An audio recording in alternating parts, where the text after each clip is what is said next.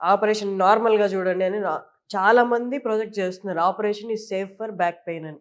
మీరేమంటారు? మనకి ఇప్పుడు 30 ఏళ్ళు దాటిన తర్వాత నొప్పులు వస్తాయి కదా, బ్యాక్ పెయిన్స్. వాటికి ఉన్న సర్జరీస్ 2. ఒకటి డిస్క్ తీసేయడం, ఇంకొకటి బోన్స్ ఒకదాని మీద ఒకటి స్లిప్ అయితే లిస్థెసిస్ అంటాం, దానికి స్క్రూస్ రాడ్స్ వేసి బిగిస్తారు. ఈ 2 తప్ప బ్యాక్ పెయిన్స్కి వేరే సర్జరీస్ ఏమీ లేవు. ఇప్పుడు కొత్తగా వచ్చి ఎండోస్కోపిక్ డిస్కెక్టమీ అని ఒక చిన్న హోల్లోంచి చేసేది అదే, మళ్ళీ లోపలికి వెళ్ళి ఆ బోన్స్ని బ్రేక్ చేసి ఆ డిస్క్ని పీకడం.